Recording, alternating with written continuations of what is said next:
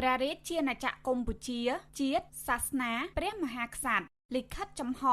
សូមគោរពជូនសម្ដេចមហាបវរធិបតីហ៊ុនម៉ាណែតនាយករដ្ឋមន្ត្រីនៃព្រះរាជាណាចក្រកម្ពុជាសម្ដេចបវរធិបតីនាយករដ្ឋមន្ត្រីជាទីគោរពដ៏ខ្ពង់ខ្ពស់យើងខ្ញុំជាតំណាងសមាគមសារព័ត៌មានអង្គការសង្គមស៊ីវិលជាតិនិងអន្តរជាតិមានក្តីបារម្ភយ៉ាងខ្លាំងចំពោះសេចក្តីសម្រេចនាពេលថ្មីនេះរបស់តុលាការទៅលើអ្នកសារព័ត៌មាន2នាក់គឺលោកផនសុភីបនិងលោកភៀបភារាដែលត្រូវបានផ្តន្ទាទោសឲ្យជាប់ពន្ធនាគារម្នាក់រយៈពេល14ឆ្នាំអ្នកសារព័ត៌មានទាំងពីររូបនេះត្រូវបានសាលាដំបងខេត្តសៀមរាបផ្តន្ទាទោសកាលពីថ្ងៃទី17ខែធ្នូឆ្នាំ2025ឲ្យជាប់ពន្ធនាគារ14ឆ្នាំពីបទផ្ដាល់ឲ្យរដ្ឋបរទេសនៅព័ត៌មានជាដែលអាចធ្វើឲ្យអន្តរាយការការពារជាតិនៅថ្ងៃទី26ខែមិនិនាឆ្នាំ2026សាលាឧទ្ធរនៅខេត្តបាត់ដំបងបានតម្កល់សាលក្រមសាលាដំបងខេត្តសៀមរាបហើយនៅថ្ងៃទី25ខែមិថុនាឆ្នាំ2026តុលាការកំពូលក៏បានសម្រេចតម្កល់សាលដីកាទុកជាបានការដដែលនៅក្នុងអំឡុងពេលសវនាការនៅសាលាឧទ្ធរនៅខេត្តបាត់ដំបងកាលពីថ្ងៃទី13ខែមិនិនាឆ្នាំ2026អ្នកសារព័ត៌មានទាំងពីរនាក់បានឆ្លើយបំភ្លឺថានៅថ្ងៃទី29ខែកក្កដាឆ្នាំ2025ពួកគេបានធ្វើដំណើរជាមួយក្រុមការងារដែលស្គាល់ថាក្រុមជំទាវម៉ែទៅកាន់តំបន់ព្រំដែនដើម្បីនាំយកអំណោយមនុស្សធម៌ចែកជូនកងទ័ពដែលឈរជើងនៅប្រាសាទតាក្របីក្នុងខេត្តឧត្តរមានជ័យនៅពេលនោះពួកគេបានប្រាប់តុលាការថាពួកគេបានដើរបែកចេញពីក្រុមការងារនិងបានឡើងទៅប្រាសាទព្រោះចង់រាយការណ៍អំពីស្ថានភាពជាក់ស្ដែងនៅទីនោះទាំងលោកផនសុភីបនិងលោកភៀបភារាបានប្រាប់តុលាការថាមុននឹងថតរូបពួកគេបានសុំការអនុញ្ញាតពីកងទ័ពដែលឈរជើងនៅទីនោះនិងបានបង្ហាញប័ណ្ណសារព័ត៌មានចេញដោយក្រសួងព័ត៌មានដល់ទាហានផងដែរក្រោយមកពួកគេបានបង្ហោះរូបភាពដែលមានជាប់មីននៅផ្ទៃខាងក្រោយនៅលើបណ្ដាញសង្គមដែលរូបភាពនោះត្រូវបានប្រព័ន្ធផ្សព្វផ្សាយថៃយកទៅចុះផ្សាយយ៉ាងទូលំទូលាយទោះជាយ៉ាងណាក៏ដោយអ្នកសារព័ត៌មានទាំងពីរនាក់បានអះអាងប្រាប់តុលាការថា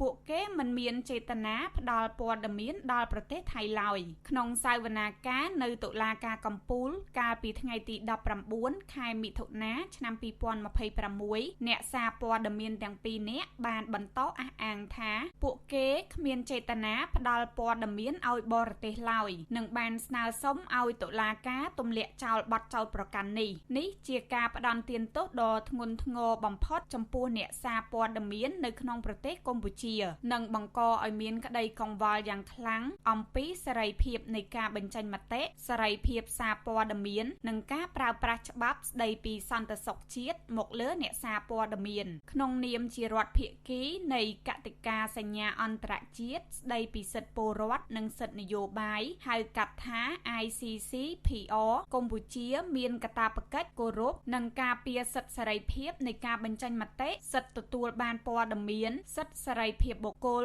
និងសិទ្ធិទទួលបានការជំនុំជម្រះក្តីដោយយុត្តិធម៌មាត្រា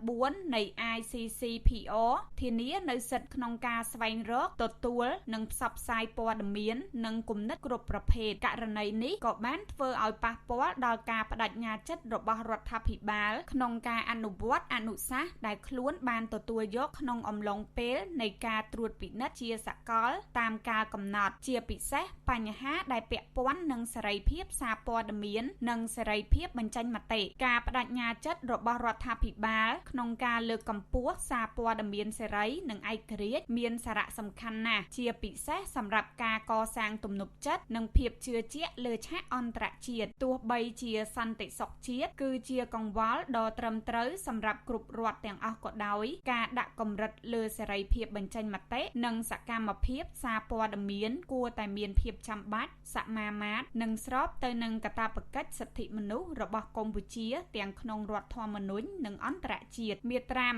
27នៃរដ្ឋធម្មនុញ្ញដែលជាច្បាប់កម្ពុជានៃព្រះរាជាណាចក្រកម្ពុជាចែងថាព្រះមហាក្សត្រទ្រង់មានព្រះរាជសិទ្ធិបន្ធូរបន្ថយទោសនិងលើកលែងទោសមានតែនាយករដ្ឋមន្ត្រីម្នាក់ប៉ុណ្ណោះដែលមានបុព្វសិទ្ធិស្នើព្រះមហាក្សត្រលើកលែងទោសដោយយោងតាមមាត្រា